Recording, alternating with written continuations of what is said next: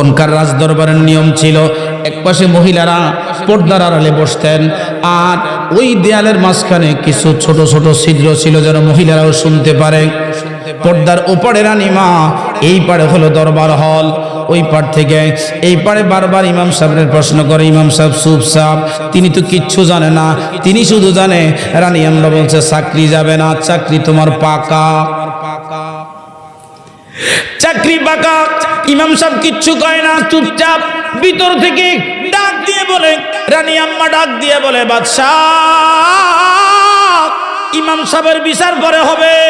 গত রাত্রে আপনাকে জিজ্ঞাসা করছিলাম 3 বার, আপনি 3 বার জবাব দিছিলেন চাঁদ সুন্দর, আমি কালা চাঁদ সুন্দর, আমি কালা চাঁদ সুন্দর। তাহলে ইমাম সাহেব কি ভুল করছে? ভুল তো আল্লাহ করছে। ইয়া বাবাজিরা, এবার তাকান, বাদশাহ হারুন রশিদের স্ত্রী 14 রাত্রির পূর্ণিমার চাঁদে ঘরের বাইরে গিয়া স্ত্রী চাঁদ দেখে, চাঁদ স্বামীও দেখে, স্ত্রীও দেখে। মহিলা যতই কালো হোক, পৃথিবীর সবাই তাকে কালো বলবে। জামাই যদি কালো বলে তাইলে হয় বাদ জ্বালাই লইব, না হলে তরকারির মধ্যে হলুদ বেশি, না হয় লবণ বেশি। কালা কইছে কা, কালা কইছে কা, সবাই কইব কালা। তোমার বউ তুমি কালা ভিতর থাকা, আমি ঘরের মধ্যে খুব যন্ত্রণায় আছি, এই জন্য মাঝে মধ্যে তাল টাল দিয়া কোন রকম।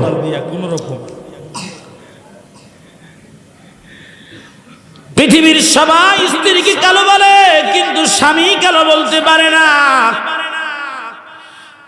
বাদশাহ ডাক দিয়ে বলে, স্ত্রী চাঁদ দেখো, 14 রাত্রির পূর্ণিমার চাঁদ তো বড় সুন্দর।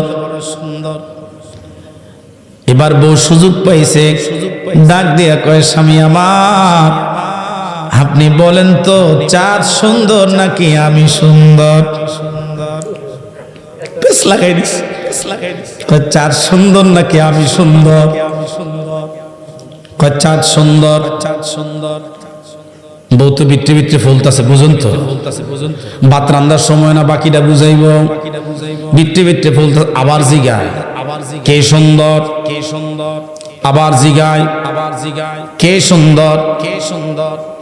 3 বার জিগাইছে, 3 বার বলছে চাঁদ সুন্দর। বউ কিচ্ছু কয় না, ডাইলের মজা তো নিছে। গড়ে আইয়া ঝগড়া কেমনে লাগায় দেখেন। মসজিদের ইমাম সাহেবরে ডাকছে, তোমার চাকরি পাকা, চাকরি যাবে না। ইমাম সাহেব ডাক দিয়া কয়, আম্মা জান কি করতে হবে বলেন? বুঝছি, কোনো কাজ করা লাগবো। আগেই যেহেতু অফার, চাকরি পাকা। কয় সকালবেলা ফজরের নামাজ পড়বা সূরা 3 দিয়া, আর তুমি বলবা লাকাদ খলাকনাল কমারা ফি আহসানি তাকবীর। আগেরকার বাদশারা ফজরের নামাজে হইয়া থাকতো না, ফজরের নামাজে উঠা যাইতো। অহংকার মাতবররা তো আরাম করে ঘুমায় ফজরের সময়। তখনকার রাজা বাদশারা আল্লাহরে ভয় পাইতো, এখনকার রাজা বাদশারা আল্লাহরে ভয় পায় না। এই জন্য তারা ঘুমায়, তারা জানে না এই ঘুম হয়তো তাদের একদিন শেষ ঘুম হয়ে যাবে। মুসলমান বাদশা তো প্রথম কাতারে ইমাম সাহেবের লগে। গত জুমায় আমার মসজিদে কি এসে জানেননি, আমার মুতাওয়াল্লি সাহেব আমার পিছে দাঁড়ায়। এখন ইমাম সাহেব কয়, হুজুর যদি আপনার কোনো সমস্যা হয়ে যায় তাইলে এই লোকমাটা কে দিব, আর পিছে দাঁড়াইব কে? মুতাওয়াল্লি সাহেবের জায়গা। এখন আমি তো কিছু কইতেও পারি না। পরে মুতাওয়াল্লি সাহেবের কানে কানে কইলাম, আপনার পাশে দাঁড়ান, এনে দাঁড়াই না, এটা রেড সিগন্যাল, এটা রেড সিগন্যাল। এবার তাকান, ফজরের নামাজে দাঁড়াইয়া প্রথম রাকাতেই খেলা ফাইনাল। বাদশা তো দাঁড়াইছে, মুয়াজ্জিম সাহেবের পাশে দাঁড়াইছে।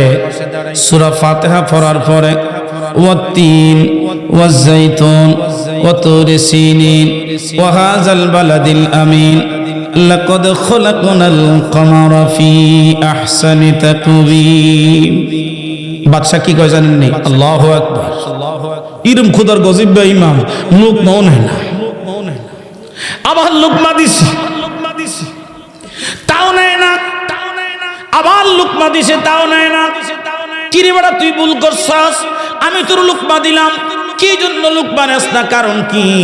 এবার তিনি রাজ্ঞা মাইগা চলে গেছে ঘরে, যায় কত চাকরি নাই, চাকরি আছে না নাই এটা তো ম্যাডাম জানে, কি কর ম্যাডামের হুকুম।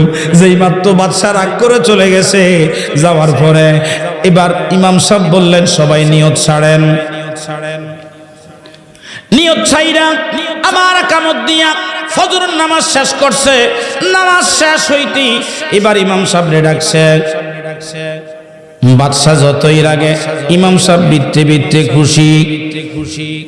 তখনকার রাজদরবারের নিয়ম ছিল, একপাশে মহিলারা পর্দার আড়ালে বসতেন, আর ওই দেয়ালের মাঝখানে কিছু ছোট ছোট ছিদ্র ছিল যেন মহিলারাও শুনতে পারে। পর্দার ওপারে রানীমা, এই পারে হলো দরবার হল, ওই পার থেকে এই পারে বারবার ইমাম সাহেবের প্রশ্ন করে। ইমাম সাহেব চুপচাপ, তিনি তো কিচ্ছু জানে না, তিনি শুধু জানে রানী আমরা বলছে চাকরি যাবে না, চাকরি তোমার পাকা, চাকরি পাকা। ইমাম সাহেব কিচ্ছু কয় না, চুপচাপ। ভিতর থেকে ডাক দিয়ে বলে, রানী আম্মা ডাক দিয়ে বলে, বাদশাহ ইমাম সাহেবের বিচার পরে হবে। গত রাত্রে আপনাকে জিজ্ঞাসা করছিলাম 3 বার, আপনি 3 বার জবাব দিছিলেন চাঁদ সুন্দর, আমি কালা চাঁদ সুন্দর, আমি কালা চাঁদ সুন্দর। তাহলে ইমাম সাহেব কি ভুল করছে? ভুল তো আল্লাহ করছে।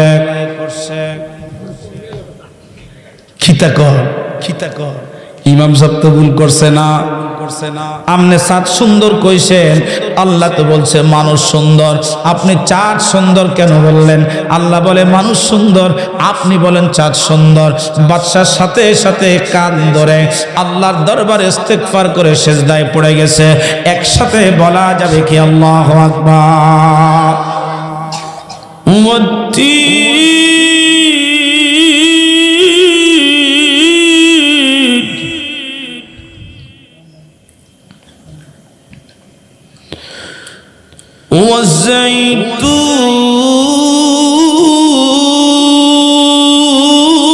والزيتون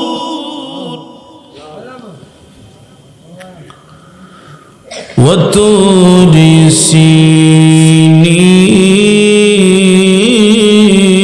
سينين وهذا البلد الأمين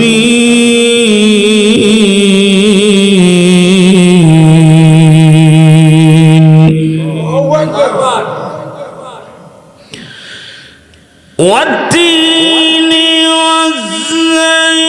والزيتون وطور سينين وهذا البلد الأمين।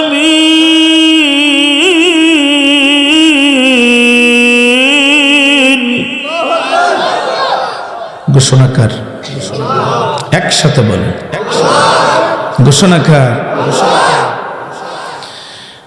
لقد خلقنا الإنسان في أحسن تقويم।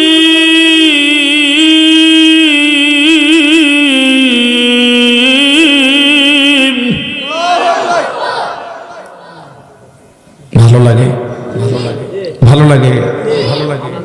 বাড়িতে বসে থাকলে কেমনি তেলাওয়াত শুনবেন? ثم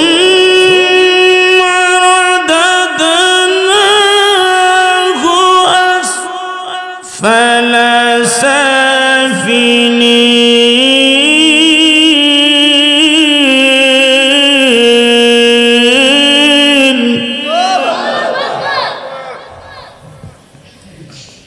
এই 3টা আয়াতের কথা একটু বলি। আল্লাহ কসম খাইলেন কয়টা? তিনের কসম খাইলেন, জাইতুনের কসম খাইলেন, তুর সিনার কসম খাইলেন, বালাদে আমিন পবিত্র ভূমির কসম খাইলেন। কসম খাইলেন কয়টা? একসাথে বলেন কয়টা?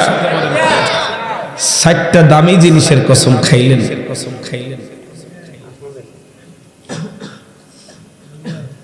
প্রথমে তিনের কসম খাইলেন। তিন কি জানেন? তিন একটা ফলেন না, তিন একটা ফলেন না। এই 3 ফল বর্তমানে ডায়াবেটিক্সের সবচেয়ে সেরা ওষুধ হলো 3 ফল। সুবহানাল্লাহ বলবেন না? বিজ্ঞান বলছে প্রতিদিন যদি একটা করে তুমি 3 ফল খাও, তোমার ইনসুলিন লাগবে না, ট্যাবলেট লাগবে না। আমরা পাবো কোথায়? আমাদের দেশে তো 3 ফল হয় না। জাইতুনের কসম খাইলেন, জাইতুন দিয়ে অলিভ অয়েল তেল হয়। কি তেল? অলিভ অয়েল তেল হয় জাইতুন দিয়ে।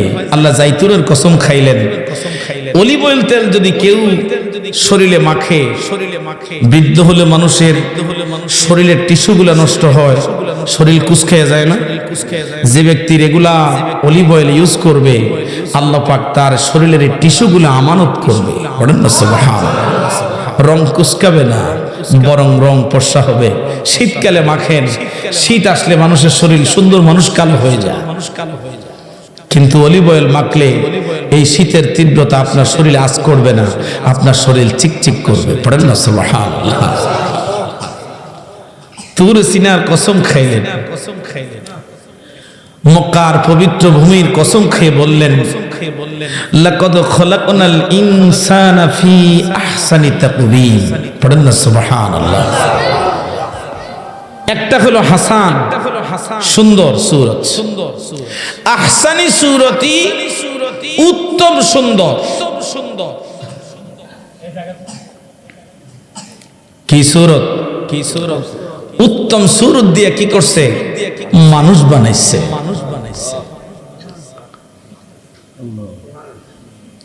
আমি কি কয়েক মিনিটের মধ্যে এই কথাটা আপনাদেরকে একটু বুঝিয়ে বলার চেষ্টা করব। আসলে তাফসীর করার মতো সেই মানসিকতা, তাফসীর করার মতো সেই জ্ঞান বুদ্ধি কিছুই আমার নাই, আসলেই আমার নাই। আমি একটা নাচিজ নালায়েক মানুষ।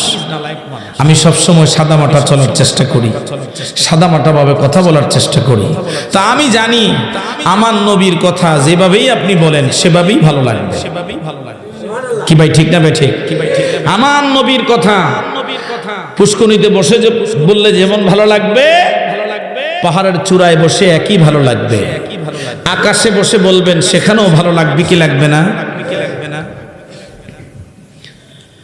আল্লাহ আসমান বানাইলেন 7টা। কয়টা? জমিন 7 আসমান 7 জমিন। الذي خلق 7 سماوات طباقا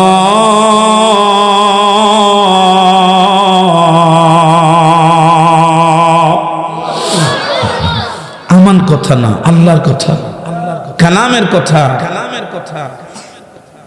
7 আসমান 7 জমিন দিয়ে আল্লাহ সুন্দর করে জমিনটা সাজাইছে। এই জমিনের নিচে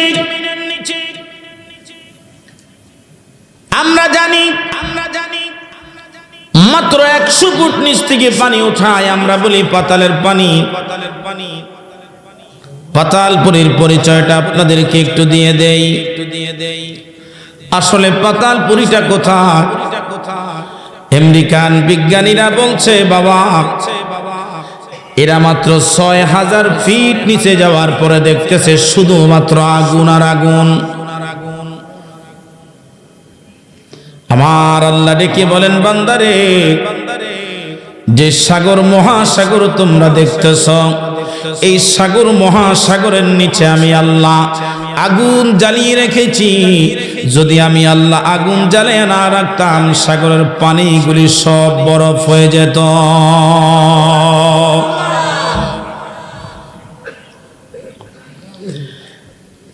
বিশাল মহাসাগর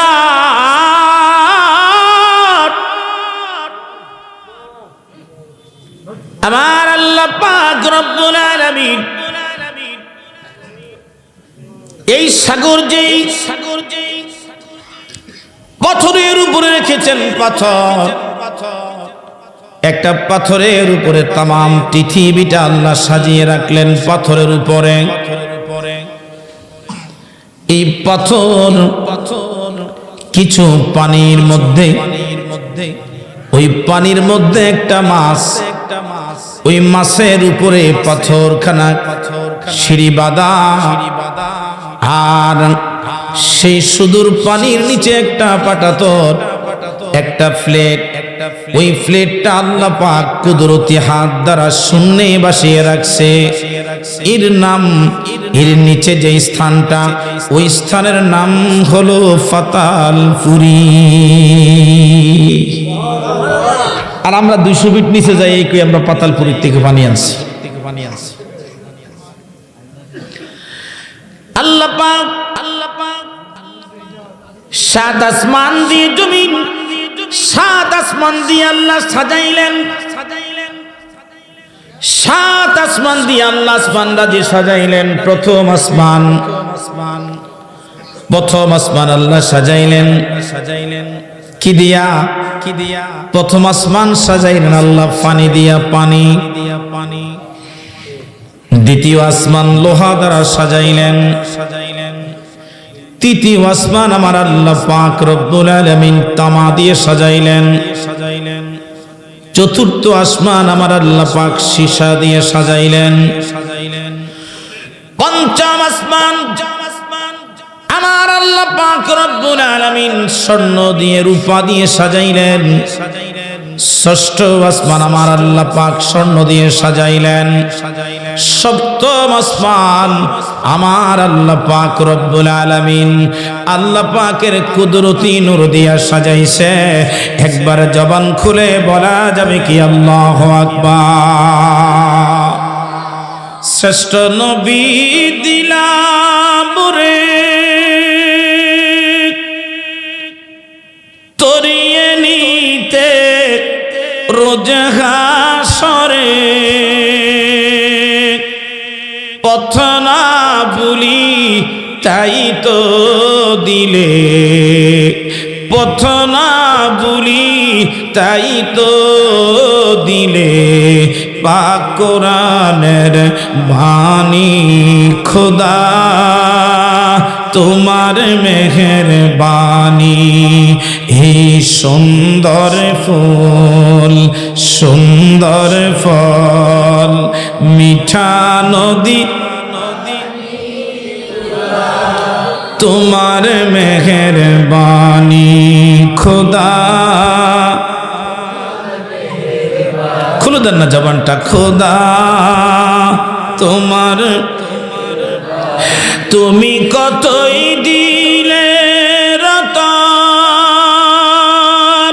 ভাই বিরাদর পুত্র স্বজন ক্ষুধা পেলে অন্ন যোগাও ক্ষুধা পেলে অন্ন যোগাও পানি চায় না মানি খোদা তোমার মেহেরবানি এই সুন্দর ফল মিঠা নদী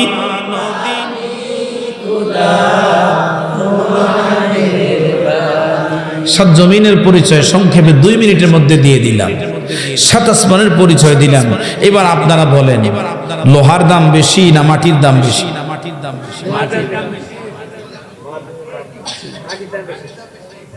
মাটির দাম বেশি এইখানে এত মাটি ফুটে রয়েছে 1 কেজি লোহা এখন বর্তমানে 80-90 টাকা এরকম যদি মাটির দাম হইতো তো এই জায়গায় ফুসকু নিয়ে যেত অনেক আগে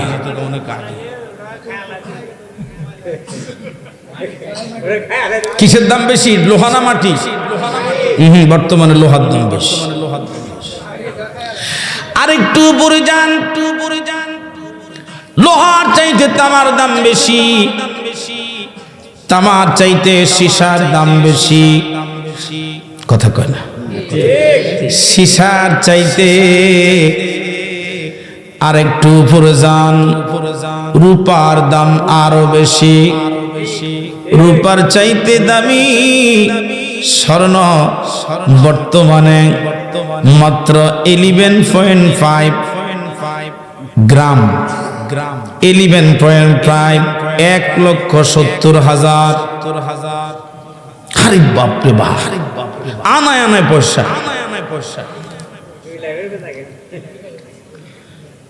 16 আনায় কর্তৃক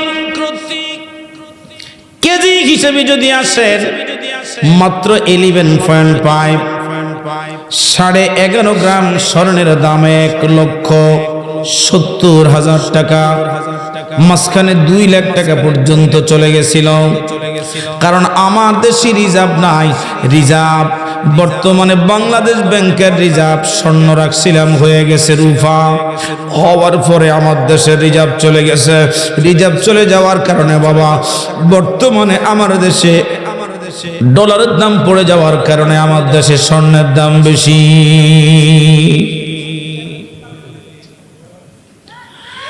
রে মুসলমান, তাকাও, গভীর মনোযোগ লাগা দাও, মহাব্বতের কান লাগাও,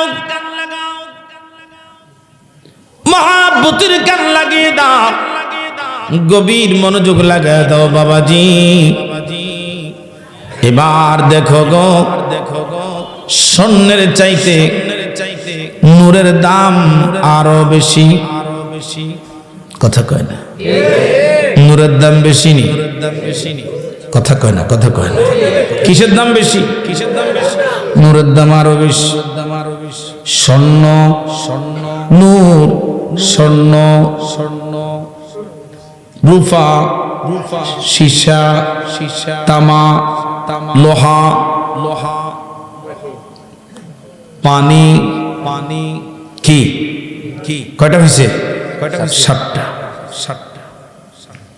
প্রথম আসমান আল্লাহ পানি দিয়ে বানাইলেন, দ্বিতীয় আসমান লোহা, তৃতীয় আসমান তামা, চতুর্থ আসমান হলো সীসা, পঞ্চম আসমান হলো রূপা, ষষ্ঠ আসমান হলো স্বর্ণ, ষষ্ঠম আসমান নূরের জগৎ। নূরের জগৎ আল্লাহ পাক নূরের ফেরেশতাদেরকে সেখানে রাখেন, সেটা নূরের জগৎ, সপ্তম আসমান। কিন্তু এত কিছু আল্লাহ সুন্দর করে বানাইলো না, শুধু আল্লাহ বানাইলো, মানুষ বানাইলো। লাকাদ খালাকনাল ইনসানা ফি আহসানি তাকবীর।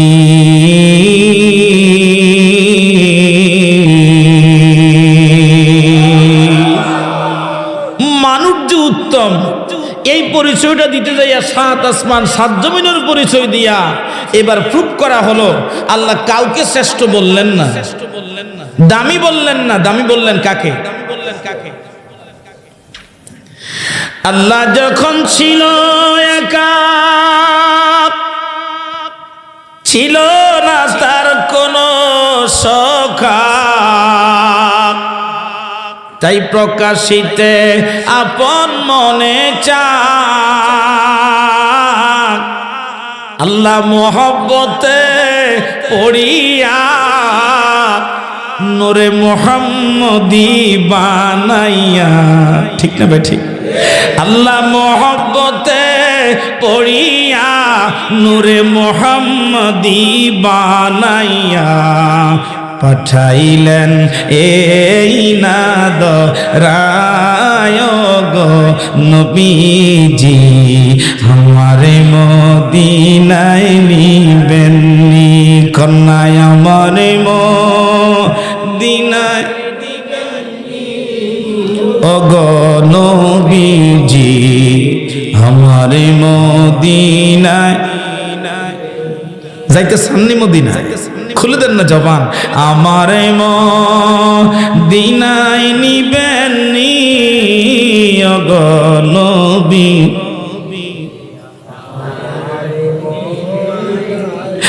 আজকে দাখিল মাদ্রাসার মাহফিলে আপনি নবী আসিলে,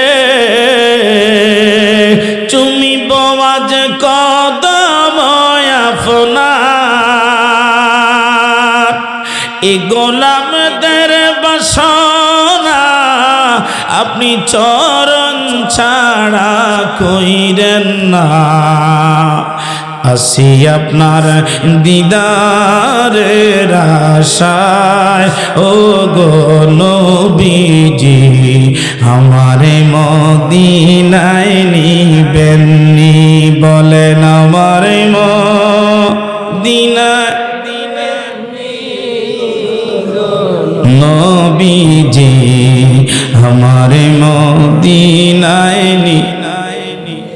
এবার দেখেন কি জন্য মানুষ দামি, এটা আগে জানতে হবে। মানুষকে আল্লাহ চারটা জিনিস দিয়ে বানাইছে। কয়টা? একসাথে বলেন, আরো জোরে জোরে বলো।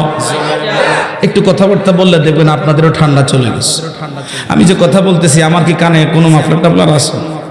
মাথায় কিছু আছে? নাই। আপনাদেরও কথাবার্তা বলেন, দেখবেন ঠান্ডা গেছে। ঠান্ডা উপর দিয়ে চলে যাবে, নিচে আসবে না। প্রিয় ভাইরা আমার, কি জন্য মানুষ দামি? দেখবেন মানুষের দুইটা হাত নাই, মানুষ আছে দুইটা হাত নাই। আজকে দুপুরবেলা দেখলাম এক ভাইয়ের এই কনুই পর্যন্ত নাই, দুই হাতের কনুই পর্যন্ত নাই। তুমি এই দুইটা হাত এইভাবে নাচাইতেছে আর কইতেছে আমার ফেসবুকের মধ্যে কিছু লাইক আর কমেন্টস করলে কিছু টাকা আইব, আমি খাইতে পারবো। এটা তার একটা বিজনেস। দুই হাত ছাড়া মানুষ আছে, দুই পায়ের একেবারে গোড়ালি পর্যন্ত নাই, ওই মানুষটাও বাঁচে। এটা হলো মেশিন নাকি? এটা হলো মেশিন। এই মেশিনের অর্ধেক নাই, তাও কিন্তু মানুষ বাঁচে। একটা কিডনি ছাড়াও মানুষ বাঁচে। এই পৃথিবীর মধ্যে কোন ফকির আপনারা দেখতে পাবেন না যেই ফকিরের কপাল নাই, কপাল ছাড়া কোন মানুষ আছে?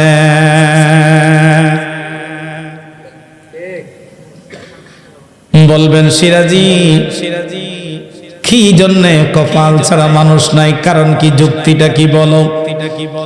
আমি বলবো বাবা, আমরা যে আল্লাহকে সেজদা দেই কি দিয়ে দেই? কথা কয় না, কথা কয় না। আমরা আল্লাহকে সেজদা দিই কপাল দিয়া। এই সেজদা দেওয়ার জন্য আল্লাহ শুধুমাত্র মানুষকে নির্বাচন করেছেন, আর কাউকে আল্লাহ দেন নাই। একসাথে বলেন মারহাবা। সেজদা শুধুমাত্র মানুষের জন্যে, আর কোন জাতির জন্য আল্লাহ সেজদা দেন নাই। কারণে আল্লাহর কাছে প্রিয় বান্দা, প্রিয় মাখলুক হলো মানুষ। কারণ মানুষ হলো সেজদা আল্লাহকে করে। আমার আল্লাহ ডেকে বলেন রুকআন সুজদাই ইয়াবতাগুনা ফাদলাম মিনাল্লাহি ওয়া রিদওয়ানা।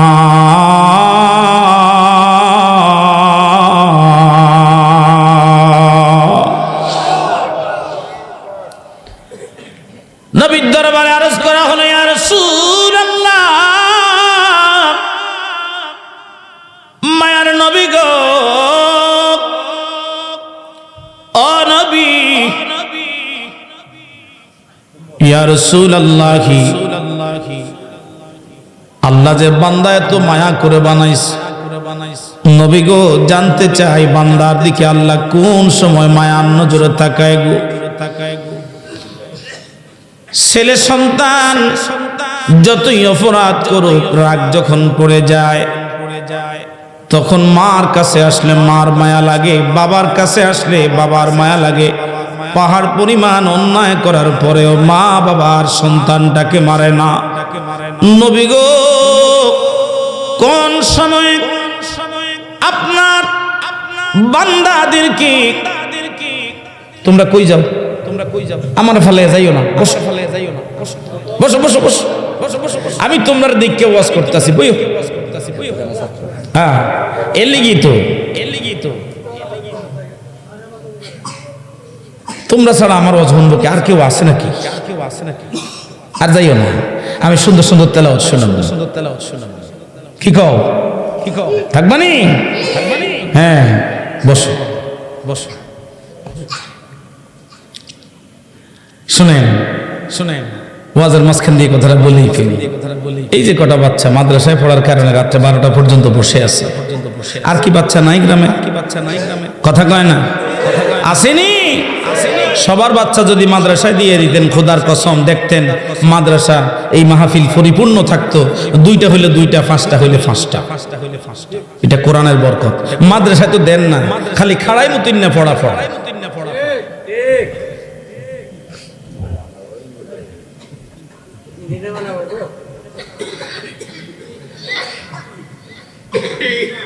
মাদ্রাসা তো দিতেন না, মাদ্রাসা দিলে যদি আবার না খায়া মরে না, না খায়া মরে না।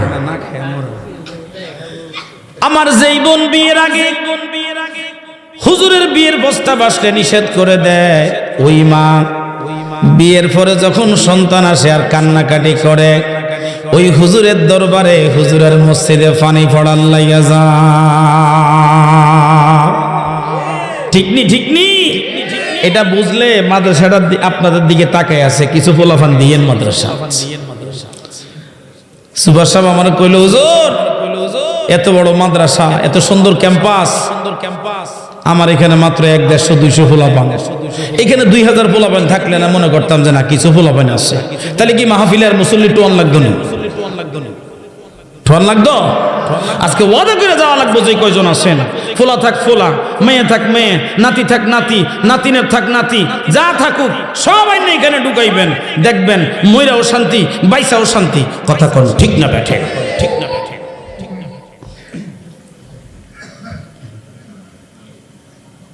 কি জানি বলতেছিলাম, মানুষ কেন দামি? কারণ মানুষকে আল্লাহ একটা কপাল দিছে, কপাল। এই কপালটা কোন সময় লাগে? কথা কয় না, কথা কয় না, কথা কয় না। নামাজি তো পড়ি না, কেমনে কইতাম কোন সময় লাগে? গোসলের সময়, বাজারে যাওয়া কোন সময়? একসাথে জবান খুলে বলেন কোন সময়? হ্যাঁ, এখন মনে হচ্ছে না আপনারা কয়েকজন মাহফিলে আছেন, এই রাত্রে 12টা 1টা বাজলো, আমি একা না, 2-4 জন আছে মাহফিলে। এই জন্য মানুষ যদি আরো কালো হয়, কুচ্ছিত হয়, এরপরও মানুষ সুন্দর। কার কাছে বানাইছে? কে? যিনি বানাইছে উনি কই সুন্দর, আমি কই কালো। কালার ডিসলাইক আমি পছন্দ করি না। আমার আল্লাহ বলেন না রে না, 2টা কারণে মানুষ দামি। একটা কারণ হলো মানুষের কলবের মধ্যে আমি আল্লাহ থাকি রে। কুলুবুল মুমিনিনা আরশুল্লাহ,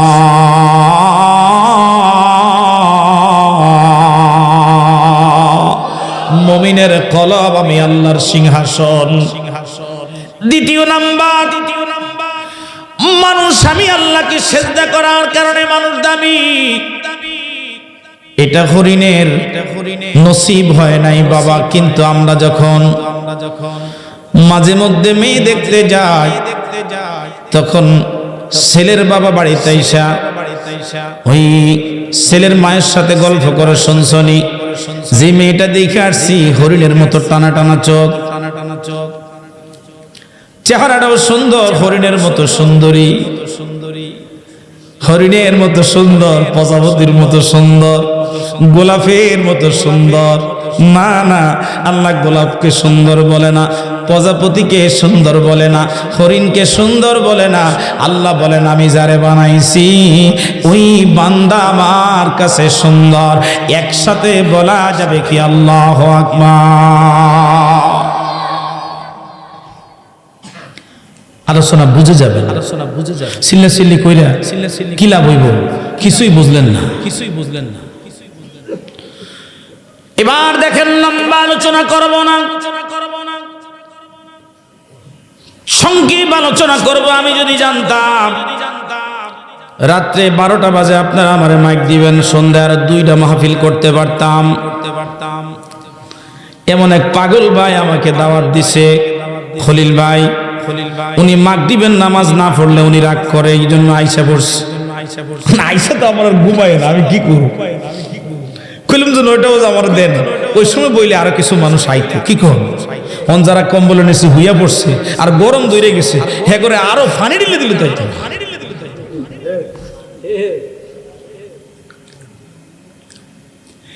রে মুসলমানেরা বান্দা আল্লাহর কাছে দুই কারণে দামি না হয় দেখেন বান্দার ভিতরে ময়লা আছে না বেশি বেশি ময়লা রক্তই ময়লা পায়খানা ফসাওয়াস আরো ময়লা এত কিছু থাকার পরে আল্লাহ পাক বান্দাকে ভালোবাসে সৃষ্টির মধ্যে সবচাইতে শ্রেষ্ঠত্ব যাদেরকে দিলেন এরাই হলো আল্লাহর মাখলুকের মধ্যে শ্রেষ্ঠ আমরা বান্দা আল্লাহর কাছে সবচাইতে বেশি প্রিয় প্রিয় বাবাজিরা এবার তাকান বাদশাহ হারুন রশিদের স্ত্রী 14 রাত্রির পূর্ণিমার চাঁদে ঘরের বাইরে গিয়া স্ত্রী চাঁদ দেখে চাঁদ স্বামীও দেখে স্ত্রীও দেখে মহিলা যতই কালো হোক পৃথিবীর সবাই তাকে কালো বলবে জামাই যদি কালো বলে তাইলে হয় বাদ জ্বালাই লইব না হলে তরকারির মধ্যে হলুদ বেশি না হয় লবণ বেশি কালা কইছে সবাই কইব কালা তোমার বউ তুমি কালা ভিতর আমিও ঘরের মধ্যে খুব যন্ত্রণায় আছি এই জন্য মাঝে মধ্যে তাল টাল দিয়া কোন রকম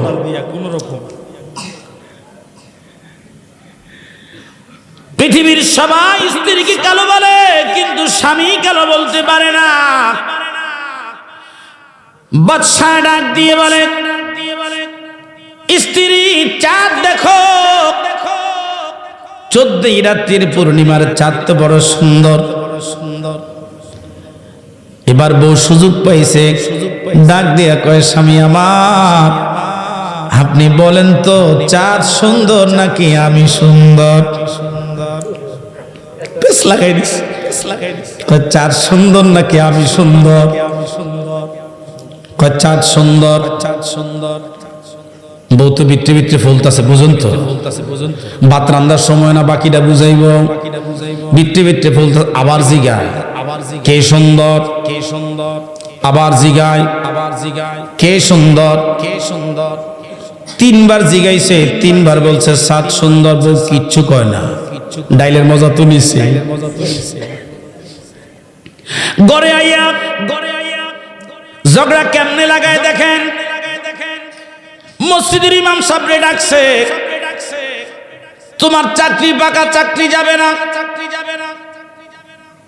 ইমাম সাহেব ডাক দিয়া কয় আম্মা জান কি করতে হবে বলেন বুঝছি কোনো কাজ করা লাগবো আগেই যেহেতু অফার চাকরি পাকা কয় সকালবেলা ফজরের নামাজ পড়বা সূরা 3 দিয়া আর তুমি বলবা লাকাদ খলাকনাল কমারা ফি আহসানি তাকবীর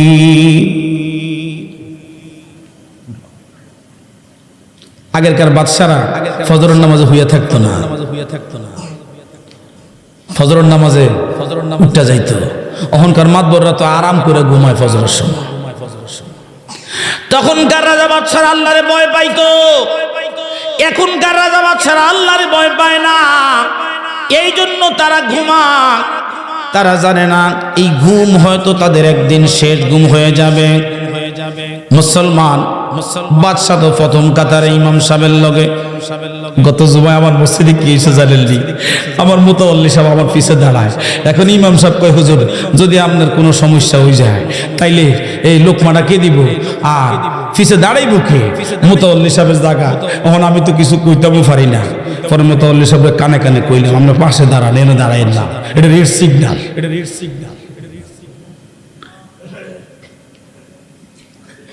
এবার তাকান ফজরের নামাজে দাঁড়াইয়া প্রথম রাকাতেই খেলা ফাইনাল বাদশা তো দাঁড়াইছে মুয়াজ্জিম সাহেবের পাশে দাঁড়াইছে সূরা ফাতিহা পড়ার পরে ওয়াত-তিন ওয়াজ-যাইতুন ওয়া তুরি সিনিন ওয়া হাযাল বালাদিল আমিন লাকাদ খালাকনাল কমারা ফি আহসানি তাকওয়িম। বাদশা কি কয় জানেন নি? আল্লাহু আকবার। ইরম খুদার গজব বে ইমাম লোকমা নেয় না, আবার লোকমা দিছে তাও নেয় না, আবার লোকমা দিছে তাও নেয় না। কিরে বেটা তুই ভুল করছস, আমি তোর লোকমা দিলাম, কি জন্য লোকমা নেস না, কারণ কি? এবার তিনি রাজ্ঞা মাইগা চলে গেছে ঘরে, যায় কত চাকরি নাই, চাকরি আছে না নাই এটা তো ম্যাডাম জানে। কি কর ম্যাডামের হুকুম, যেই মাত্র বাদশা রাগ করে চলে গেছে, যাওয়ার পরে এবার ইমাম সাহেব বললেন সবাই নিয়ত ছাড়েন। নিয়ত ছাইরা আমার কামত দিয়া ফজরের নামাজ শেষ করছে। নামাজ শেষ হইতে এবার ইমাম সাহেবরে ডাকছে। বাদশা যতই রাগে, ইমাম সাহেব বিত্তে বিত্তে খুশি। তখনকার রাজদরবারের নিয়ম ছিল, একপাশে মহিলারা পর্দার আড়ালে বসতেন, আর ওই দেয়ালের মাঝখানে কিছু ছোট ছোট ছিদ্র ছিল যেন মহিলারাও শুনতে পারে। পর্দার ওপারে রানীমা, এই পারে হলো দরবার হল, ওই পার থেকে এই পারে বারবার ইমাম সাহেবের প্রশ্ন করে। ইমাম সাহেব চুপচাপ, তিনি তো কিচ্ছু জানে না, তিনি শুধু জানে রানী আমরা বলছে চাকরি যাবে না, চাকরি তোমার পাকা, চাকরি পাকা। ইমাম সাহেব কিচ্ছু কয় না, চুপচাপ। ভিতর থেকে ডাক দিয়ে বলে, রানী আম্মা ডাক দিয়ে বলে, বাদশাহ ইমাম সাহেবের বিচার পরে হবে।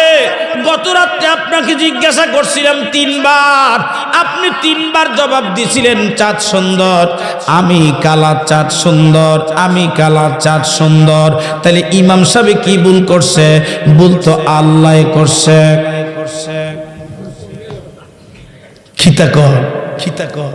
ইমাম সাহেব তো ভুল করছে না। আপনি চাঁদ সুন্দর কইছেন, আল্লাহ তো বলছে মানুষ সুন্দর, আপনি চাঁদ সুন্দর কেন বললেন? আল্লাহ বলে মানুষ সুন্দর, আপনি বলেন চাঁদ সুন্দর। বাদশার সাথে সাথে কান ধরে আল্লাহর দরবারে ইস্তেগফার করে সেজদায় পড়ে গেছে। একসাথে বলা যাবে কি আল্লাহু আকবার? বুঝছেন তো কি বুঝাইছি? বুঝছেন তো? ঘরের মধ্যে উল্টা পাল্টা করেন না, এই একবার নাস্তা নাবুদ করে ছেড়ে দিব।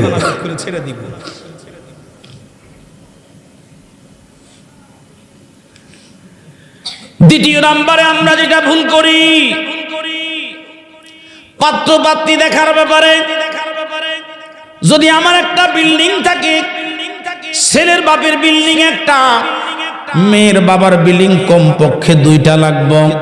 ছেলের বাপের দোকান যদি একটা থাকে, মেয়ের বাপের দোকান 2টা লাগবে, কারণ বিয়ের পরে মায়ের তো একটা দেওয়া লাগবে। নরমাল কোনো মেয়ে এই ঘরে আনবে না, এটা হলো ছেলের মায়ের জিদ। আমি কষ্ট করে বিল্ডিং বানাইছি, হের মাইয়া থাকবো এত সক্কা, হের মায়ের বিল্ডিং আরেকটা দিয়ে দেখ। এ মুসলমান, আমি মূল আলোচনার মধ্যে যাব। আর একটা কথা আপনাদেরকে জানিয়ে দেই, নবী সুলাইমান আলাইহিস সালাম 13 বছর বয়সে নবী দাউদ আলাইহিস সালাম ইন্তেকাল করলেন। সবাই পড়ুন ইন্না লিল্লাহি ওয়া ইন্না ইলাইহি রাজিউন। 13 বছর বয়সে আব্বা মারা গেলেন। আব্বা ছিলেন যেন তো আব্বা না, তিনি পয়গম্বর। জবুর কিতাব যার উপর নাজিল হয়েছিল তিনি হলেন নবী দাউদ আলাইহিস সালাম। পড়েন না সুবহানাল্লাহ। আমার কি 10 মিনিট হয়ে গেছে? না হয় না। আচ্ছা আচ্ছা আচ্ছা, 10 মিনিট হয়ে গেলে আপনারা বলে নেই, দেরি করতাম না। আজকে তো সারা রাত্র মাহফিল হইতো না, সারা রাত চইব। এই 15-16 মিনিট যা যা যা যা। আচ্ছা এবার দেখেন অবস্থাটা। সুলাইমান আলাইহিস সালাম কি করলেন? 3 বছর রাজ্য চালাইছে। বুঝেন তো, যুবকের রক্ত গরম, যুবক বয়স, কিন্তু যুবক হলে কি হবে? নবীর সন্তান। এখনকার চেয়ারম্যান মেম্বারের ছেলেরা বাবা নামাজ টামাজ পড়ে না, কারণ এটা ডিসলাইক। তখনকার চেয়ারম্যান মেম্বার না, সাধারণ একজন গ্রাম পুলিশের ছেলেরাও ফজরের নামাজে কনকনে ঠান্ডার মধ্যে, মসজিদ ছিল না, সনের ঘর ছিল, ওই ঘরের মধ্যে যাইয়া আল্লাহর ঘরে ফজরের নামাজের মধ্যে হাজিরা দিছে। এখন তো এগুলা পছন্দ না, ঘুমের মধ্যে ফজর চলে যায়।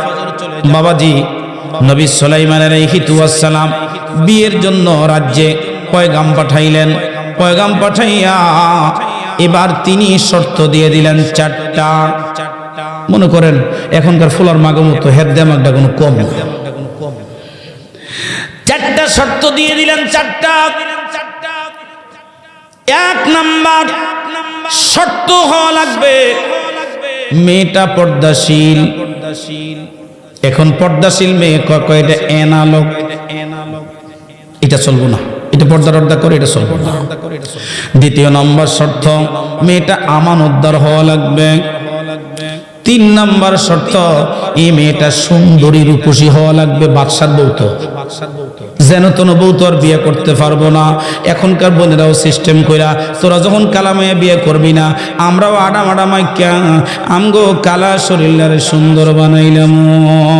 যত আড়া আছে প্রয়োজন 4 ইঞ্চি মাকমু, তারপরও বেড়ার এক সুন্দর দেহমু, কালা দেহমু না। বাবাজি, সুলাইমান নবী 4 নাম্বার শর্ত দিলেন, যেন তোর পরিবার থেকে পয়গাম পাঠাইলে হবে না, একটা সন্তান তো পরিবার থেকে সম্বন্ধ আসতে হবে। ওই সময় তো মাইক টেক ছিল না বাবারা, সুন্দর একটা আয়োজনে বাজারের মধ্যে সেনাপতিরা যাইতো, যে ঢোল বাদ্য বাজাইয়া ওই বাদশার পয়গামটা মানুষের কাছে পৌঁছাইয়া দিত। মানুষের কাছে পৌঁছাইলে মানুষ এবার ঘরে ঘরে যায়া তাদের কথাগুলি বলতো। কারো মেয়ে থাকলে পয়গাম পাঠাইতো। এই পয়গাম পাইলেন একটা জেলে লোক। আমাদের দেশে মাছ মারে লোক আছে না? হ্যাঁ, যদিও তাদের মাছ ছাড়া আমার চুলা জ্বলে না, কিন্তু তারপরেও জেলের মেয়ের সাথে আমরা সম্পর্ক করতে নারাজ। কথা কয় না, যাইব কেউ? কিন্তু তার মাছ ছাড়া আমার চুলা জ্বলে না। আল্লাহ কয়, যারে তোমরা জেলে বলো, তারে জেলে বলে তিরস্কার করবা না, শুধু দেখবারে ওই মানুষটা নামাজ পড়ে কিনা, নামাজ পড়ে কিনা, নামাজ পড়ে কিনা। কারণ তারে জেলে আর কেউ বানায় নাই, আমি আল্লাহ তাকে কর্ম দিয়েছি, তার রিজিক মাছ মারার মধ্যে দিয়েছি।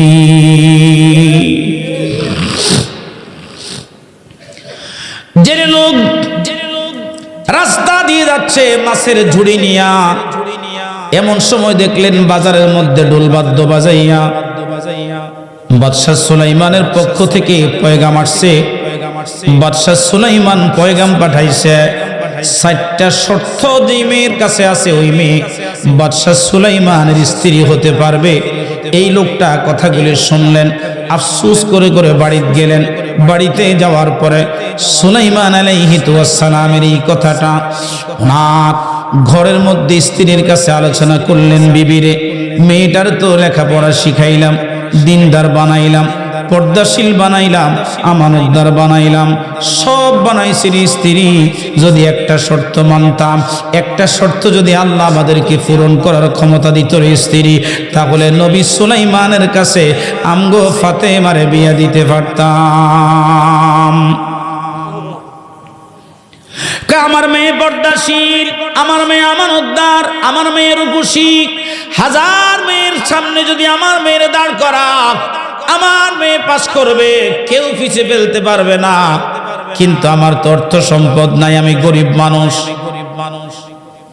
মেয়েটা ডাক দিয়ে বলেন, পর্দার উপাস থেকে মেয়েটা ডাক দিয়ে বলেন, আব্বা চিন্তা করেন না, যদি তকদিরে লেখা থাকে আল্লাহ পাক জেলের মেয়ের সাথে দেশের বাদশাকে কবুল করে নেয়। তেলের গাড়ি তেলে চলে, হাওয়ার গাড়ি হাওয়ায় উড়ে, চালায় গাড়ি নবী সুলাইমান আমরা সেই মুসলমান আমরা সেই মুসলমান আল্লাহুম্মা সাল্লি লাল ফানি বলি না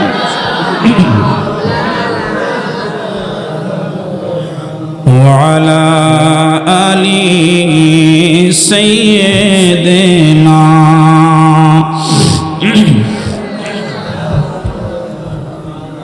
দেখেন দেখেন মার কাছে বাপের সান্ত্বনা দেয় যদি তকদিরে থাকে দেশের বাদশার কাছে তোমার মেয়ের বাদশার সাথে তোমার মেয়ের বিয়ে হবে পড়েন না সুবহানাল্লাহ কে কয় মেয়ে কয় তো মা কইতেছে ফোড়া কুফালনি আইসো জেলের ঘরের মধ্যে তোর লেগে বুঝি বাদশা বইরিস গরিব মানুষ হলে কয় না কিল্লিগে গরিবের গোড়াই মেয়েটা নামাজের মুসল্লা যায় বলে আল্লাহ তুমি যাকে গরিব বানাও সে গরিব হক ঠিক না তুমি যারে ধনী বানাও সে ধনী হক আমারে গরিব তুমি বানাইছো তুমি চাইলে আমারে সম্পদ দিয়া ধনী বানাইয়া দিতে পারো মালিক সবটাই তোমার হাতে কুলিল্লাহুম্মা মালিকাল মুলকি তুতিল মুলকা মিম্মান তাশা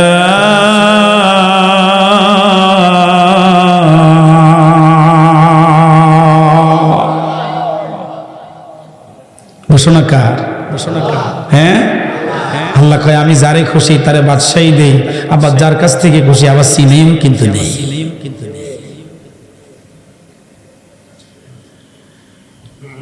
বাদশার দরবারে কে নিবে পয়গাম মেয়ের বাবা তো হতাশ একটা তো নাই সম্পদ তো নাই যতই নামাজি হোক আর রোজাদার হোক চেয়ারম্যানের মাইয়ার কাছে চেয়ারম্যানের ফুলার লাগিয়া ওই জেলের মাইয়া জীবনে যাইব বেড়াই কি লাইক করো বাড়ির সামনে গেটে তো খুলতো না আপনারা গুলু খুলবো আর কোথায় চেয়ারম্যান কোথায় প্রধানমন্ত্রী আইসিইউতে থাকলে কি হয়েছে ওহনো দাম আছে খেতে কোন আপনারা হ্যাঁ বেরিয়ে ওখানে শুয়ে শুয়ে স্বপ্ন দেখতেছে আমি দেশের প্রধানমন্ত্রী আল্লাহ তিজাত পূর্ণ ঈমান কোথা সে মুসলমান কোথা সে মুসলমান বলেন কোথা সে মুসলমান কোথা সে আল্লাহতে পূর্ণ ঈমান ওয়ালা মানুষ কয়জন আছে যদি আল্লাহতে পূর্ণ ঈমানওয়ালা মানুষ আল্লাহকে চিন্নেওয়ালা মানুষ হইতো খোদার কসম এত সুন্দর কোরআনের মাহফিল রেখে মানুষ বাজারে যাইতো না জবান খুলে বলা ঠিক না বেঠে কারণ আজকে যেই সমস্ত বক্তারা সন্ধ্যা থেকে এখানে কথা বলছে প্রত্যেকটা বক্তার আলোচনায় একবার না 50 বার আপনারা শুনে শুনে ভালো লাগছে বিদায় তাদেরকে দাওয়াত দিছেন দাওয়াত দিয়া মাহফিলে আইনা আপনারা বাজারে কোরআন টেস্ট লাগে না বাজারে ওই চীনা বাদাম আর বুট বাদাম এগুলা টেস্ট লাগে বুঝতে হবে মুসলমান এখনো আমরা আল্লাহকে বাদামের চাইতে ভালোবাসতে পারি নাই কথা বলুন ঠিক না বেঠে বাদামের চেয়ে আল্লাহর এখনো ভালোবাসতে পারি মাঝে মধ্যে কিছু মুসল্লি আই আধা কেজি বাদামে 1 লাখ হুজুর টেনশন করবেন না কেউ থাকবা না থাক বাদাম শেষ না হওয়া পর্যন্ত আমি আর যাইতাম না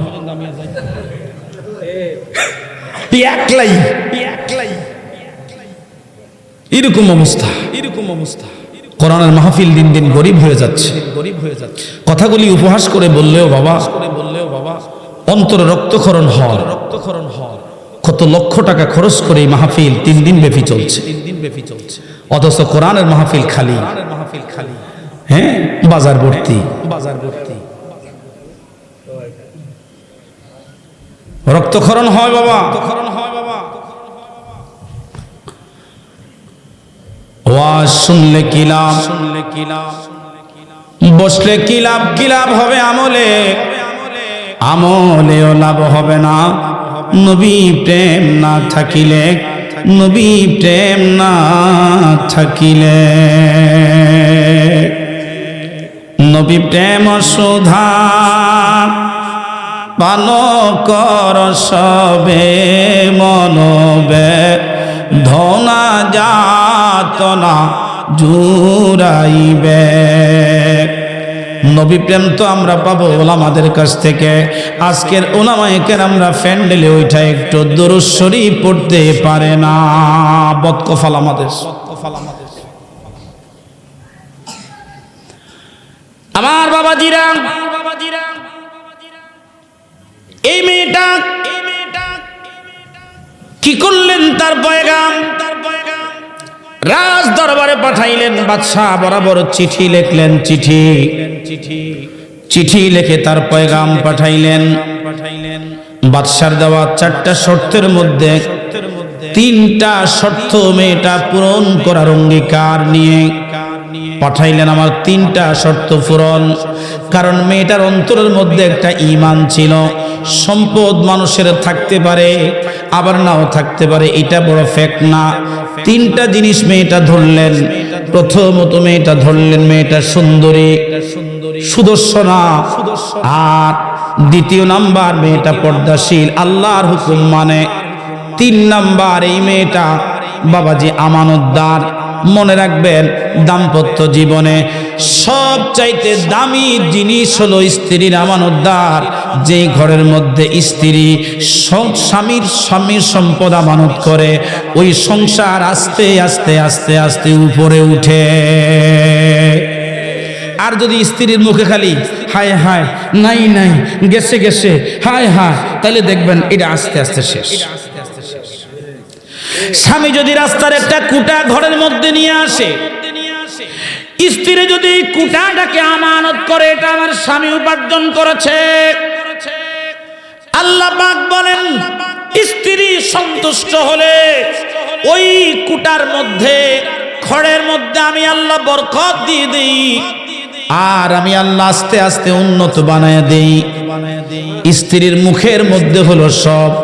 এই জন্য আমার বোনেরা আজকে আসেন, বাইরা আছে, বাইরা কম, আপনারা শুনছি বেশি। বোনেরা যারা যারা আজকে আসে নাই, শুয়ে রইছে, বাড়িতে যাইয়া 1 বালতি করে ঠান্ডা পানি ফুসকুনির থেকে আইনে গায়ের মধ্যে ঢেলে দিবেন। কি জন্য আসে নাই?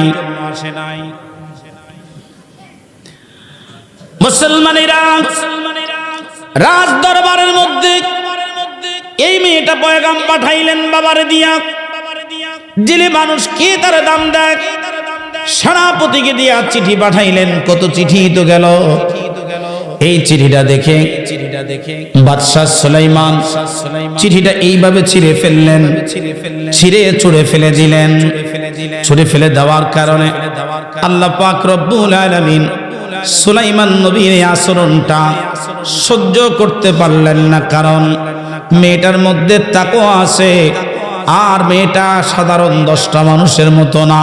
মেয়েটা একটু আমানতদার, মেয়েটা পর্দাশীল। আমানতদার আর পর্দাশীল মানুষকে আল্লাহ ভালোবাসে, ভালোবাসে। কথা বলুন ঠিক না বেঠে? আল্লাহ পাক রব্বুল আলামিন সুলাইমান নবীকে পরীক্ষার মধ্যে ফেলে দিলেন। তিনার একটা লম্বা সিংহাসন, সেটা নিয়ে আজকে কথা বলবো না। তাফসীরের কিতাবের মধ্যে আছে, কিতাবের মধ্যে এসেছে ওনার সিংহাসনটার দৈর্ঘ্য আর প্রস্থ ছিল 28 কিলোমিটার লম্বা। না হয় নাই? আরো জোরে। আরেকটা তাফসীরের কিতাবের মধ্যে পেয়েছি 17.5 মাইল লম্বা। তো 17.5 মাইল যদি ধরেন, আমাদের এই গ্রামটা কত মাইল? এত বড় তো হবে না। কিন্তু নবীর এত বড় সিংহাসন যখন খুশি তখন জমিনে উঠাইছে নামাইছে, জীবনে কোনোদিন ত্যাগ লাগলো না, মোবিল লাগলো না, ইঞ্জিল লাগলো না। বিনা ইঞ্জিলে বাতাসের ক্ষমতায় এই সিংহাসন পৃথিবীর মাশরিক থেকে মাগরিব, শিমাল থেকে জুনুব পর্যন্ত চড়ছে। জীবনে কোনোদিন কোনো অ্যাক্সিডেন্ট হয় নাই, গর্তও পড়ে না, গর্তও পড়ে না। ইয়া বাবাজি, সুলাইমান আলাইহিস সালামের হাতের মধ্যে ছিল একটা আংটি।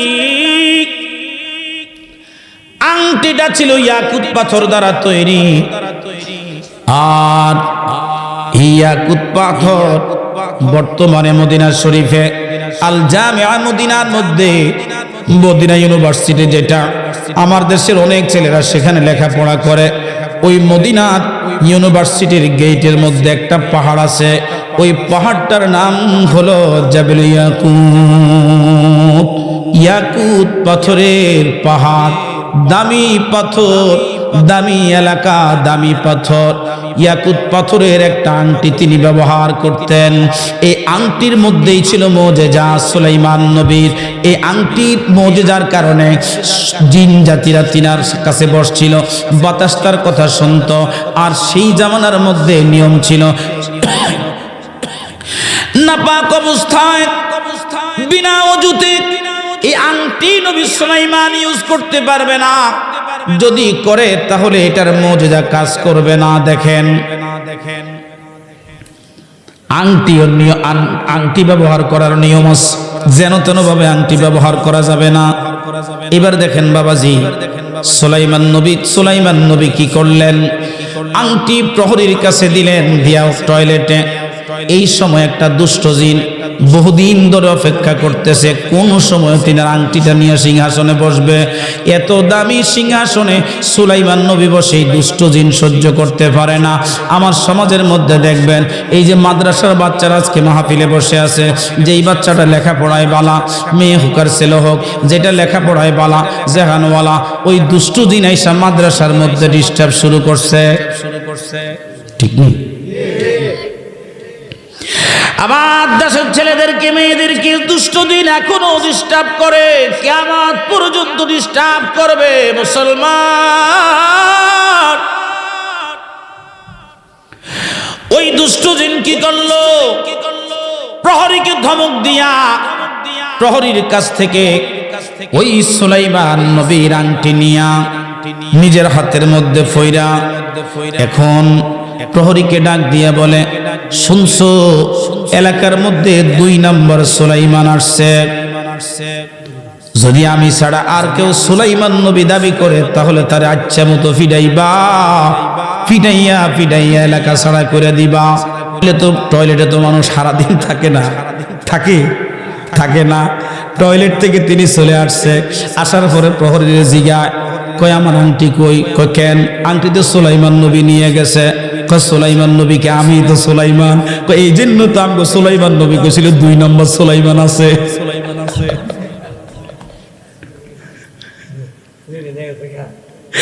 এই জন্যই তো আমগো সুলাইমান নবী কইছে 2 নম্বর সুলাইমান আছে, তুমি 2 নম্বর। এবার সুলাইমান নবী ডাক দিয়ে কইলে 1 নম্বর কোনটা? ওই 1 নম্বর সুলাইমান নবী দেখেন সিংহাসনে বসা। যায় দেখতেছ একই গল্প সেখানেও চলতেছে। 2 নম্বর সুলাইমান এলাকার মধ্যে আইছে। সাবধান। আমাদের দেশে একটা প্রবাদ আছে, সুরের মারেরই নাকি বড় গলা। ঠিক নেই? সুরের মায়ের কি বড় গলা। সুরাই কইতেছে 2 নম্বর সুলাইমান আইব, সাবধান, পাইলে ফিরে বাইর করে দিবা। এইদিকে যেই মাত্র ওই মেয়ের কাছে খবর গেল, এই জামানার পয়গাম্বার নবী সুলাইমান মেয়েটার চিঠি ছিঁড়ে ফেলেছে। ওই মেয়েটা পৃথিবীর কোন আদালতে বিচার দেয় নাই, আল্লাহর আদালতে নামাজের মুসল্লায় পড়ে, সেজদায় পড়ে চোখের পানি দিয়া কান্দে আর বলে, মালিক, ও আমার মালিক, আমি তো তোমার বান্দি, তুমি আমারে বানাইছো, আমার ধনী বানাও নাই, গরিব বানাইছো, তুমি বানাইছো। সুলাইমান নবী প্রত্যাখ্যান করলে আমি কষ্ট পাইতাম না, আমার চিঠি আমারে ফেরত দিলে কষ্ট পাইতাম না গো। যেহেতু আমাকে গরিব বলেন কার করছে, ঘৃণা করছে, হয় নবী সুলাইমানের মতো আমারে সম্পদশালী বানাও, আর না হয় নবী সুলাইমান রে গরিব বানাইয়া আমার গরিব কুঠিরে নিয়ে আসো। বলো মুসলমান, আল্লাহ পারে কি পারে না?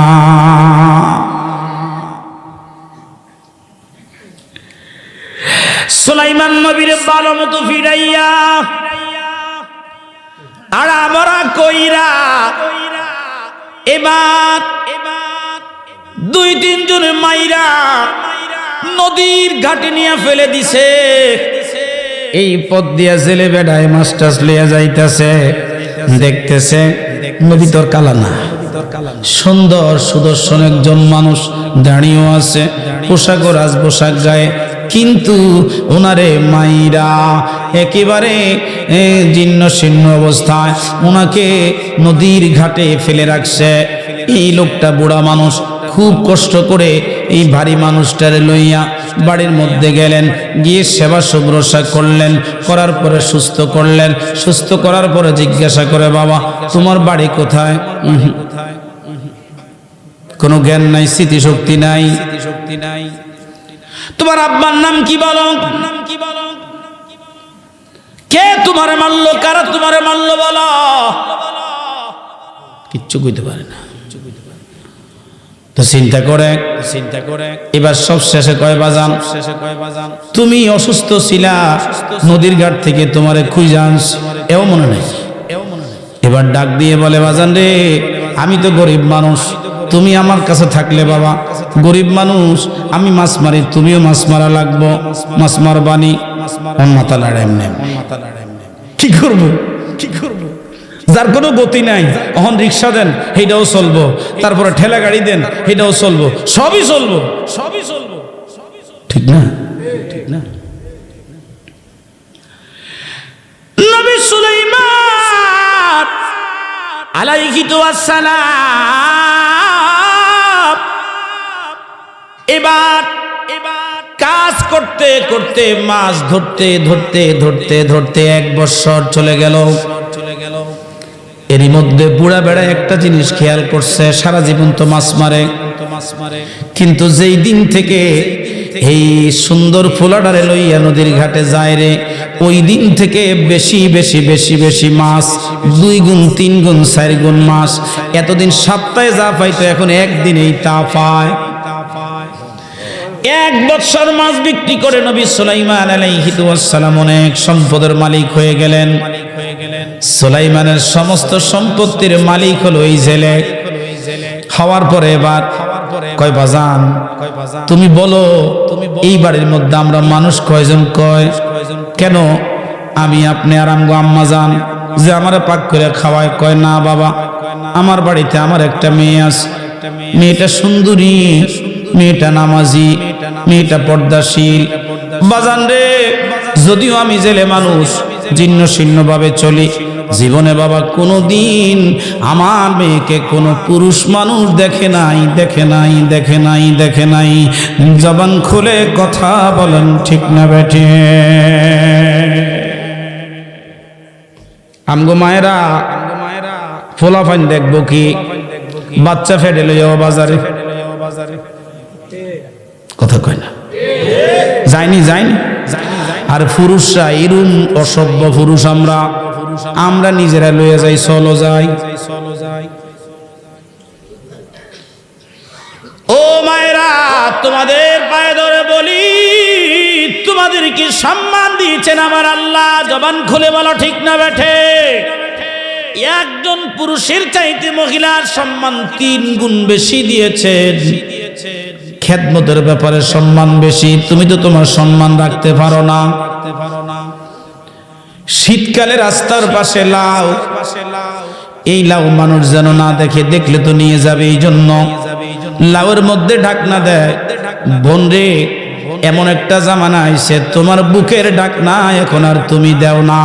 এই জন্য বাবা ওই শিলা কলার কাস্টমার যেমন মাসি হয়, কাস্টমার বেশি সেটা মাসি মানুষ না, ঠিক তোমার কাস্টমার এরকম ঘরে ঘরে হয়ে গেছে, এখনো তোমার কোনো দাম নাই।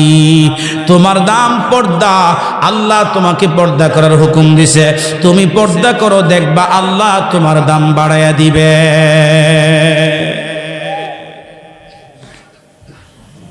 আলোচনা শেষ করে দিতেছি, এবার দেখেন সুলাইমান আলাইহিস সালাম চিন্তা করলেন এমন একটা মেয়ের বীর পয়গাম ফেরত দিব না। উনি এক কথায় রাজি হয়ে গেলেন, মেয়ে যেহেতু নামাজি আর পর্দাশীল, এমন একটা মেয়ে তো দরকার। আহারে আল্লাহর কি কারিশমা, বিয়ের কথাবার্তা ঠিক, মাছ মারা মিস নাই, মাছ চলতেছে, বিয়ের দিক দিয়ে বিয়ে, কারণ জেলের বিয়ে তো বুঝেন তো এত কোনো আয়োজন নাই, কোন রকম মসজিদের ইমাম সাহেবের ডাইকা কাম সারাই দিব। আমগো বিয়ে হইলে 2 সপ্তাহ আগের থেকে বেড়া বেটি যা আছে ব্যাক এক কানো ডিজে পার্টি আছে না? বড় লোকের বিয়ে, এমপি সাহেবের মেয়ের বিয়ে বলে কথা। আবার এমপি থাকলে তো আগামী বছর আর আমার দাওয়াতটা দিত না, ঝামেলা আছে। এবার দেখেন বাবা সুলাইমান নবী জাল মারতে গেছে, বিয়ে ঠিক হয়েছে, এমন সময় একজন ইমানদার জিন আকাশ দিয়ে যাচ্ছে, যাওয়ার পথে দেখতেছে সুলাইমান নবী এখানে, তাহলে রাজ্যকে সিংহাসনকে চালায়, যাই দেখতেছে একটা দুষ্ট জিন। আহারে ওই সুলাইমান নবীর আংটি দুষ্ট জিনের কাছে, এবার ধইরা পিড়াইতে তাকে নিয়ে যাচ্ছিলেন। আর ওই নীল নদের মধ্যে রে সুলাইমান আলাইহিস সালামের আংটি ওই খারাপ জিনের হাত থেকে জমিনের নদীর মধ্যে পড়ে যাওয়ার পরে একটা বড় মাছ গিলে খেয়ে ফেলেছে।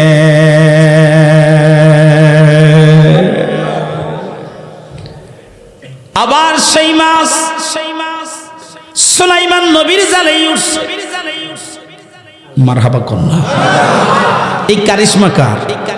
এটা তো একটা পরীক্ষা ছিল। এটা কি ছিল? পরীক্ষা।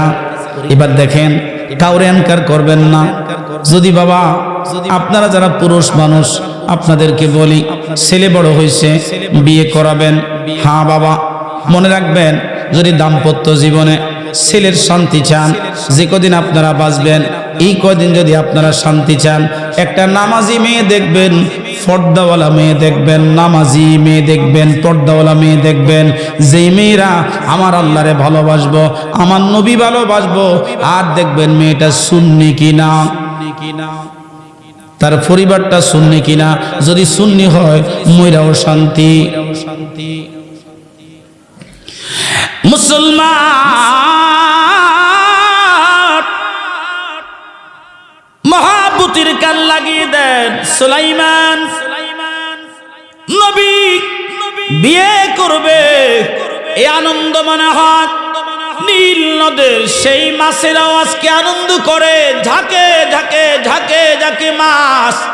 এতদিন মাছ বিক্রি করার জন্য তিনি যাইতেন বাজারে, আজকে নদীর ঘাটে উঠাইতে কষ্ট, উঠাইয়া এখানেই মাছ সেল করতেছে।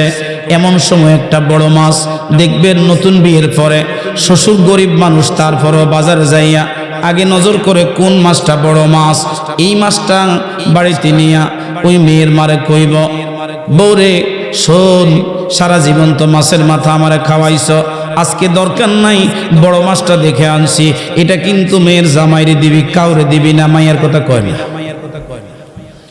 তো, ফুলা যদি ভালো হয়, জামাই যদি ভালো হয়, এত বড় মাথা একলা খায় না, সবাইরে একটু একটু নিয়ে খায়। আর যদি জামাই রাক্ষস হয় তাইলে তো কোনো কথাই নাই, একাই কাম সারাই দেয়। কইটার মধ্যে সব কাঁড়া বাইতে বাইতে সব খায়ালায়। শাশুড়ি আর আসেনি দেন, কি রাক্ষস দেখে, যাইয়া সব চাইতে বড় মাছটা সুলাইমান নবীর জন্য নিছে। যদিও নবী সুলাইমান এখন কিচ্ছু বোঝে না, আংটিটা পাইলে তো সব বুঝে যাবে। এবার এই মাছটা বাড়িতে আইনা মাছ কাটছে, কাটার পরে দেখতেছে মাছের ভিতরে একটা সুন্দর ইয়াকুত পাথরের একটা আংটি। মারহাবা কর, না না আর জোরে কর। ইয়াকুত পাথরের আংটি। মেয়েটা ডাক দিয়ে বলে, আম্মা আমার আল্লাহ মনে হয় আমাদের এই দাম্পত্য বিবাহ কবুল করেছে। কিরে তোরা তেলাওয়াত শুনতি না? আমার ফালা এবার জাজগা আয়, এই 10 মিনিট আয়, শেষ করে দিতেছি। একটু দুরূদ শরীফ আল্লাহুম্মা সাল্লি। 10 মিনিট শেষ করে দিন। এরা যদি জায়গা এগুলো দেখে আমি ওয়াজ করতেছি আর আপনারা লইয়া যান, এটা ওয়ালা আলি সাইয়্যিদিনা।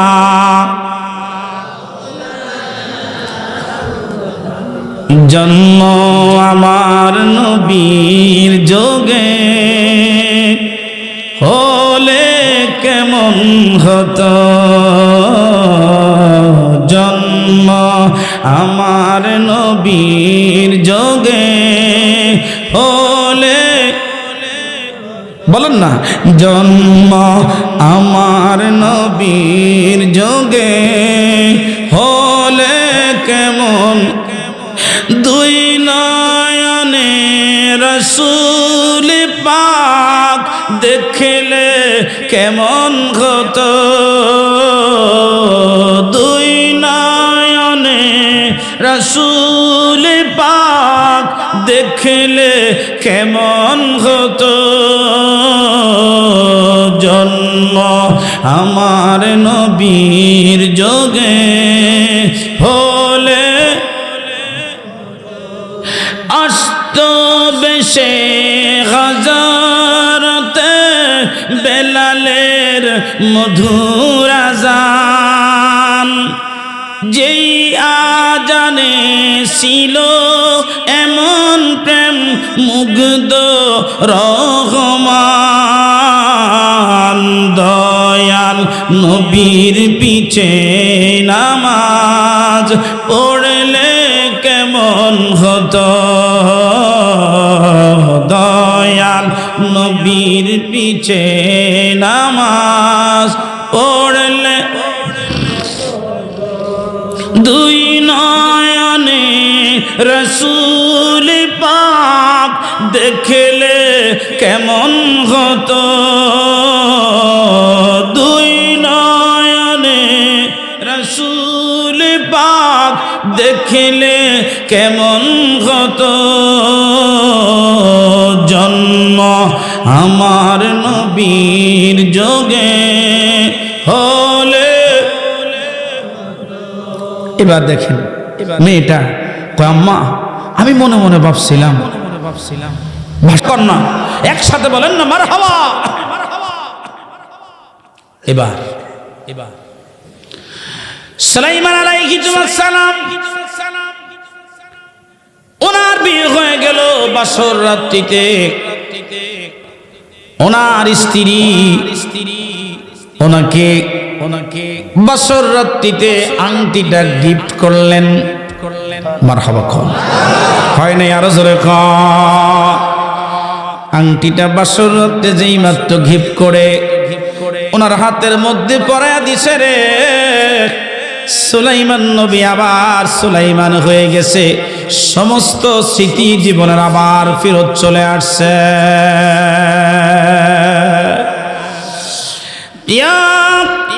মুসলমানেরা, এই জন্য জমিনের মধ্যে বান্দা বড় দামি জিনিস, এটা বুঝানোর জন্য আপনাদেরকে 1 ঘন্টা ধরে বুঝাইলাম। কোন বান্দাকে ছোট ভাববেন না। আজকে আপনি কোটি টাকার মালিক আছেন, আপনি অনেক উপরে, এটা রিস্ক। যেই ব্যক্তি জমিনের মধ্যে আছে উনি রিস্ক মুক্ত, ওনার কোনো বেজাল নাই, জমিন থেকে পড়ার কোনো সম্ভাবনা নাই, উপরে থাকলে পড়ার সম্ভাবনা আছে। কথা কয় না?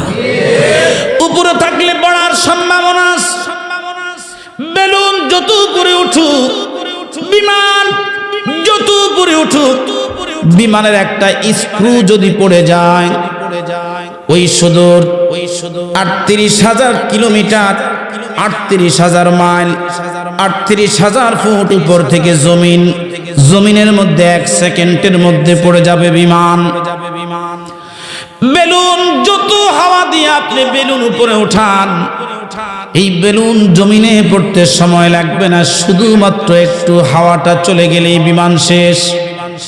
ঠিক আপনি যত কোটি কোটি টাকার মালিক হন না কেন, খোদার কসম করে বলি, যখন আপনি আল্লাহর কোন বান্দাকে আপনি অ্যাঙ্কার করবেন, ওই বান্দা যদি আল্লাহর কাছে দোয়া করে, সাথে সাথে আপনার তকদিরটাকে ফুলাইয়া পোড়াইয়া আল্লাহ একেবারে ভিক্ষুকের হাতে থালা বাসন পরাইয়া আপনাকে দিতে আমার আল্লাহর সময় লাগবে না। জবান খুলে বলো ঠিক না বেঠে?